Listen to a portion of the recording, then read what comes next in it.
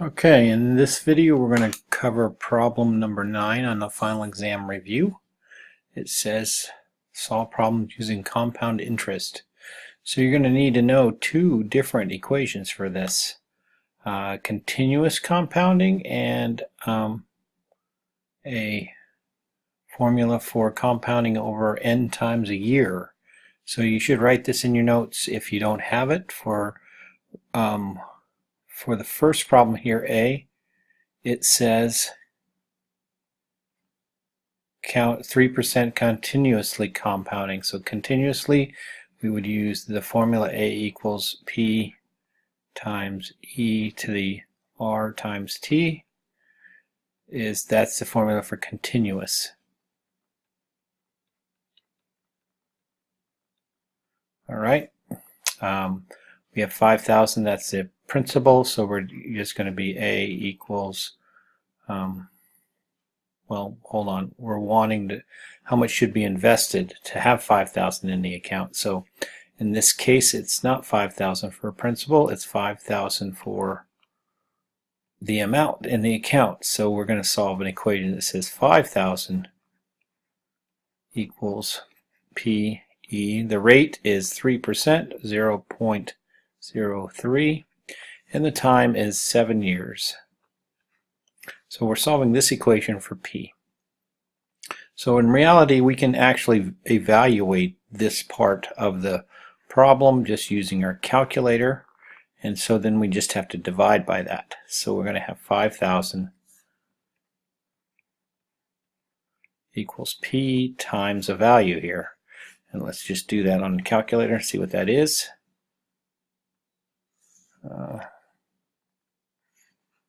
The calculator open. Here's one. All right, so in this problem, we're just going to take second e to the 0.303 times 7. So we get 1.2337. 1.2337. So we're just going to divide 5,000 divided by 1.2337. And in our calculator, we can just say 5,000 divided by the answer, second, the negative sign, that's the answer. It'll use that decimal there. So our value is $4,052.93. So $4,052.93. $52.93. So if we had that in the account 7 years, it would be up to $5,000. Okay. Now the second problem is compounded quarterly. So we use a different function for that. So for part B, we're going to write a future value. So that's going to be A equals this P1 plus R over N to the NT power. So you're going to write that in your notes as well if you don't have that. So part I, or letter I on this one, you're just going to write an equation. A equals, and filling in the numbers, we're going to have 2,500 for P. We'll have the interest rate, which is 0.0475 divided by the number of compounds per year, which is quarterly. That means 4 times a year, and 4 times T. All right, so this is our equation. If we were to figure that out to some value, we would take our calculator and do the 1 plus 0.0475 divided by 4, and that would be the decimal that we would put in the thing here. So to rewrite this, so it's 1.011875. So A equals 2,500 1.011875. 0.11875 to the 4t. So that would be our equation for part our I there. Now it says, how long does it take for the investment to grow to $7,000? Okay, so 7,000. So for 2i, what we would put in there is 7,000 equals 2,500, 1.011875 to the 4t, and we need to solve that. So we're solving for the exponent, so we're going to need to take the log of both sides. But first we would divide by 2,500 because we want base exponent equals a number. We don't need this extra number in here. So we're going to divide by 2,500. So that's going to give us 70. Let's do that. 70 divided by 25 is 2.8. So we're going to get 2.8 equals 1.011875 to the 4t power. Alright, and then we take the log of both sides like we did in the previous problem. We use regular log. 2.8 equals log 1.011875 4t, and that's going to allow us to bring the 4t down in front of the log and multiply it by the log.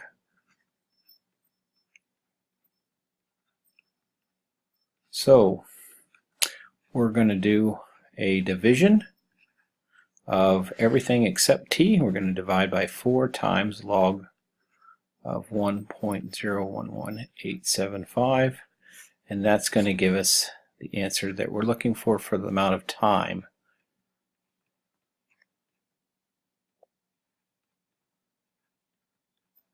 So all of this is going to reduce down to 1, and we're just going to end up with t on this side.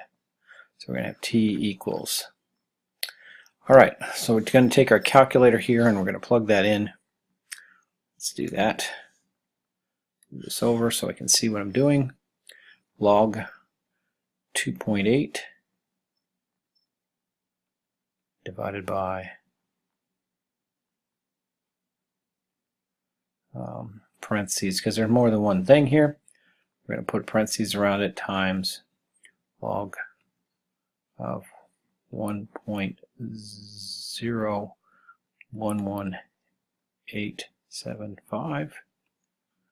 I have 2 parentheses there, one for the log and one for this.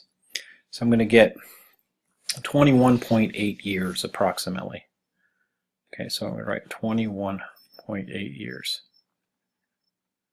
So if we're going to use a graphing calculator to solve this, that's what it asks also, right? It says solve algebraically and check graphically. So if I'm going to use a graphing calculator to check this answer, then I'm going to need to graph these two things on the calculator and see where they cross, as I did before on a previous problem. So we're going to take the two equations right here, 7,000 equals that, and type it in. So we're going to use this equation right here before we divided by 2,500. We're going to put it in the graphing calculator. So the first one is 7,000 and the second one is 2,500 parentheses 1.011875 to the power of 4x, because we don't have a t in here. We want to put that in parentheses because we want it all to that power. Alright, now we need to set the window. We think the answer is 21. So we need to set the window so we have more than 21 on the x value. So right now the x is 10. Let's go out to 30. And we'll go by 5s here. We also know that we're going up to 7,000 on the first number, so I need to go higher than 7,000. So let's go to 7,500. And we're going to go by 500s there. so that I own too many marks. Now if I push graph here, I should get a line straight across. That's the 7,000 line, and then another one coming up to cross it, hopefully at 21.8. So that's 5, 10, 15, 20, 20. So it's going to be right around there. It looks pretty good. We're going to do second calculate the intersection, which is 5. Push enter, and then move my answer close to 21 when it says guess. So we're at 17, 18, 19, 20, 21. Okay, enter. So they get the same answer here for the intersection, 21.8. So I verified it with the calculator, the solution. All right, and you can do the same thing for this one as well. You can graph this 5,000 and this side. Well, it would be hard to graph this side because it has an X here, but you could do it with X here and then this and verify. All right, but we're not solving for the exponent, so it would be easier just to divide on that problem.